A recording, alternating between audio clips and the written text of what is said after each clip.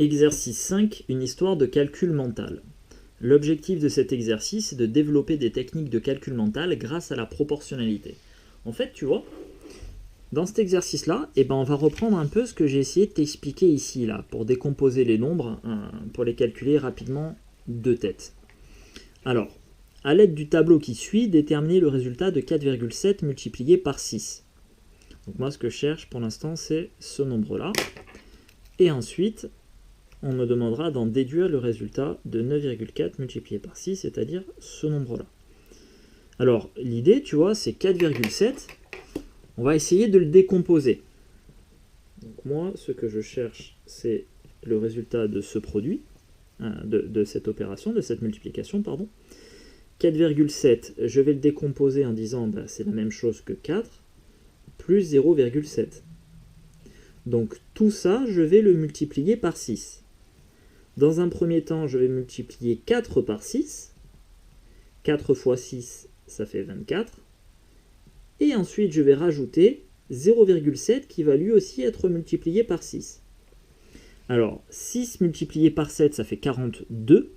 Donc 6 multiplié par 0,7, ça fera 4,2.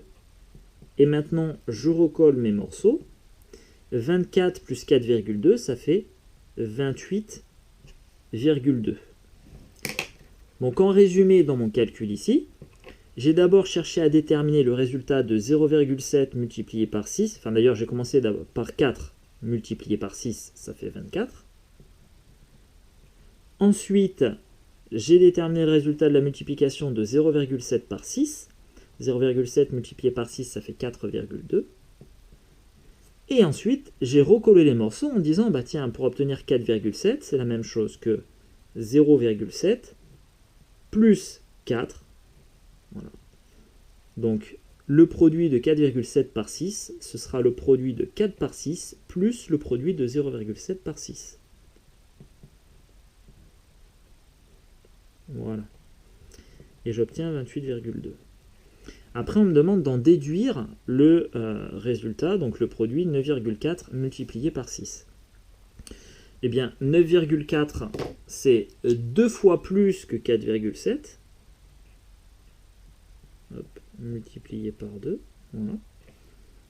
Donc, ce sera 2 fois plus grand que 28,2. Voilà.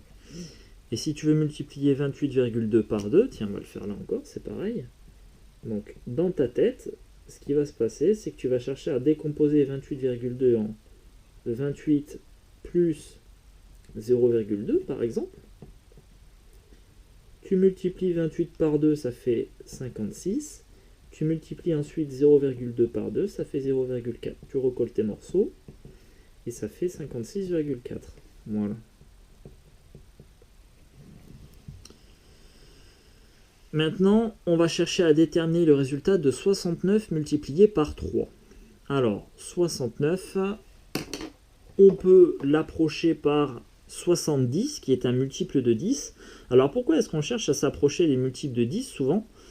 Parce que multiplier ou diviser par 10, c'est relativement simple à faire, c'est juste un changement d'unité, ou dit autrement, un décalage de virgule. Et normalement, tu es au point là-dessus, puisqu'on l'a travaillé ensemble dans un chapitre précédent, et tu as encore les fiches d'entraînement là-dessus, multipliées par un multiple ou un sous-multiple de l'unité, si tu ne t'en souviens plus très bien. Alors, 69 multiplié par 3. Je vais chercher à approcher 69 par un multiple de 10 en disant, attends, c'est la même chose que 70 moins 1. Donc quand je veux multiplier 69 par 3, ça revient à multiplier d'abord 70 par 3 qui fait 210, puisque 7 fois 3, 21. Et ensuite j'enlèverai 1 multiplié par 3 qui fait 3. Et 210 moins 3, ça fait 207. Donc si je résume là dans mon tableau, pour trouver ce nombre-là, j'ai d'abord multiplié 70 par 3. 70 fois 3, ça fait 210. Ensuite, j'ai multiplié 1 par 3, ça fait 3. Et enfin, pour trouver ce nombre-là, j'ai pris, donc je dis 69, c'est 70, auquel j'enlève le nombre 1. Donc là, tu fais attention, hein, comme c'est écrit, c'est pas 1 moins 70, c'est 70 moins 1. Je peux pas vraiment imposer de sens ici. Mais bon, tu l'as compris. Donc le résultat ici, hein, le produit de 69 par 3, ce sera égal à 210 moins 3. Tac. Et 210 moins 3, ça fait donc 207, ce qu'on a dit tout à l'heure. Maintenant, on me demande d'en déduire le résultat de 139 multiplié par 3. Alors, avec les informations dont on dispose, tu peux dire que 139, c'est 70 plus 69. Hop, voilà. Du coup, 139 multiplié par 3, ce sera égal à 210 plus 207. Et 210 plus 207, ça fait 417. Et enfin, troisièmement, à l'aide du tableau qui suit, déterminer le résultat de 456 multiplié par 7. Alors, je te rappelle que là, ce qu'on est en train de faire, en fait, c'est décomposer ce qui est censé se passer dans ta tête. C'est-à-dire que ces résultats-là, 28,2, 56,4, 417, 207, tu es censé les trouver de tête. Donc là encore, on doit trouver de tête 456 multiplié par 7. Alors, 456 multiplié par 7, ce qui doit se passer dans ta tête, c'est que tu vas décomposer 456 en 400, plus 50, plus 6. Et chacun des morceaux que tu vas décomposer, tu vas les multiplier par 7. 400 multiplié par 7, ça fera 2800. 50 multiplié par 7, ça fera 350. Et 6 multiplié par 7, ça fera 42. Et ensuite, tu vas devoir rajouter tous les morceaux. Alors, il faut un peu de mémoire parce que tu vois, pendant que tu es en train de faire une autre opération, il faut que tu te souviennes du résultat précédent. Là, en l'occurrence, je vais avoir 3 résultats partiels qu'il faudra que j'ajoute à la fin. Donc là-dessus, c'est de l'entraînement. Hein, voilà, tout simplement, c'est de l'entraînement.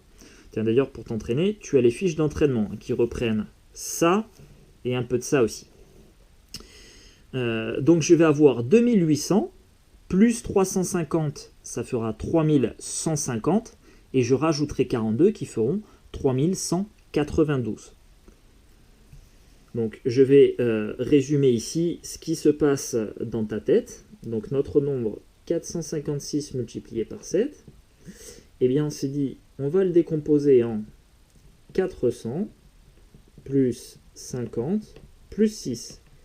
Et tout ça, je vais le multiplier par 7. Je vais commencer par multiplier 400 par 7. On a dit 4 fois 7, ça fait 28. Donc 4 centaines fois 7, ça fait 28 centaines. Et 28 centaines, c'est 2800. Ensuite, je rajouterai mon nombre 50 que je vais multiplier par 7. 50, c'est 5 dizaines. Et 5 fois 7, ça fait 35. Donc 5 dizaines fois 7, ça fait 35 dizaines. C'est-à-dire 350. Et enfin, il faut que je rajoute 6 multiplié par 7 qui fait 42. Et tout ça, ça fait 2800 plus 350, 3150, plus 42, 3192. Voilà. Donc on a dit, 6 fois 7, 42, 50 fois 7, 350, 400 fois 7, 2800. Et quand on ajoute tous ces morceaux-là, hop, plus,